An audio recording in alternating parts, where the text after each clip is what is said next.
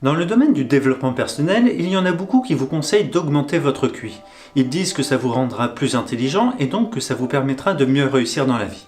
On va voir dans cette vidéo comment augmenter votre QI, mais on verra surtout si c'est vraiment utile.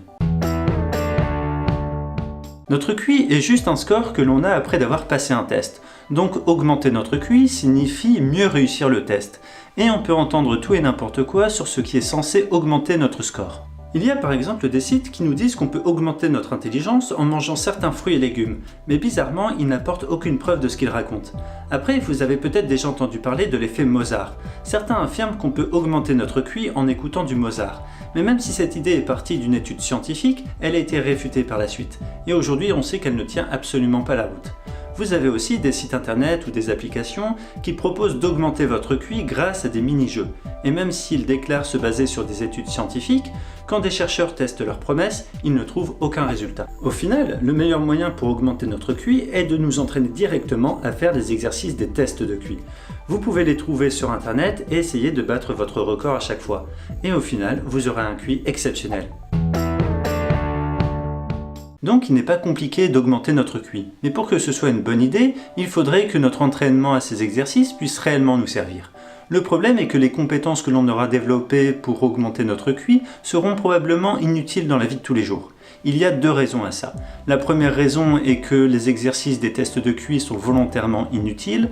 La deuxième raison est que les compétences que l'on aura développées grâce aux exercices seront difficilement réutilisables dans d'autres situations. Le score de QI est à la fois influencé par notre potentiel et notre entraînement. Les créateurs des tests de QI voulaient avant tout mesurer notre potentiel, et donc il fallait réduire l'effet de l'entraînement.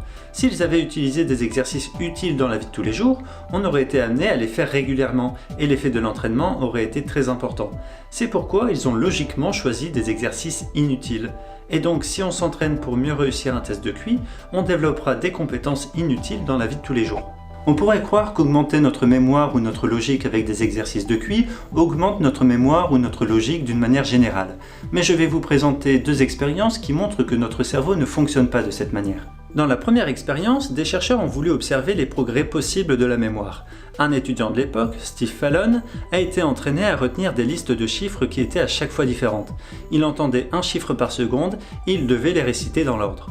Au début, il savait en retenir que 7, ce qui est une performance normale. Après le 200e entraînement, il savait en retenir 82.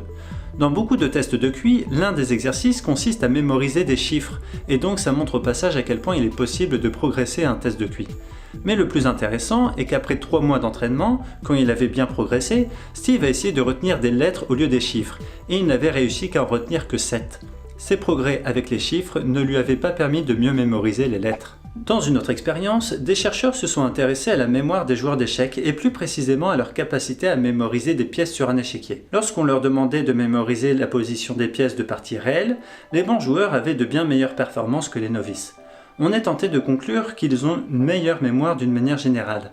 Mais le problème est que lorsqu'on leur demandait de mémoriser la position des pièces qui étaient placées de manière aléatoire, ils galéraient. Dans l'expérience en question, les bons joueurs faisaient la même performance que les novices. Depuis 1973, d'autres expériences du même genre ont été faites. Et il semblerait que lorsqu'on met des experts dans des situations proches de leur domaine d'expertise, ils gardent un petit avantage sur les novices. Mais leur performance s'effondre quand même. Et si on leur demande de mémoriser des choses qui n'ont rien à voir avec leur domaine d'expertise, leur avantage disparaît complètement. Réutiliser nos compétences dans un autre domaine est quelque chose de possible, mais il faut que ces deux domaines soient très proches. Par exemple, s'entraîner à retenir des chiffres nous rendra plus capables de retenir des numéros de téléphone ou des dates, mais ça ne nous aidera pas à retenir des prénoms. Dans un autre domaine, si on s'entraîne à courir le 100 mètres, ça nous fera progresser pour le 200 mètres ou pour le 100 longueur parce qu'il faut à chaque fois courir vite sur une courte distance, mais ça ne nous aidera pas pour courir un marathon.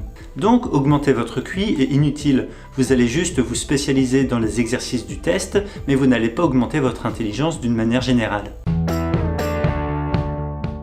Au lieu de vous entraîner pour augmenter votre QI en espérant que ça vous aidera à acquérir les connaissances et les compétences dont vous avez besoin pour atteindre l'un de vos objectifs, il vaut mieux trouver les connaissances et les compétences précises dont vous avez besoin et essayer de les acquérir. Vous aurez toujours intérêt à vous focaliser directement dans le domaine qui vous intéresse.